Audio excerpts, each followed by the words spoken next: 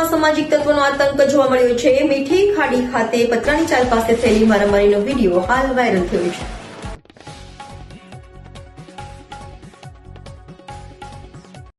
સુરત પોલીસનો આરોપીઓનો સરઘસ કાઢવાનો અસર અસામાજિક તત્વ ન હોય તેમ લાગી રહ્યું છે। ત્યારે લિંબાયત મીઠી ખાડી ઇસ્માલિક ચોક પતરાની ચાલ પાસે થયેલી મારામારીની ઘટનાનો વિડીયો વાયરલ થયો છે।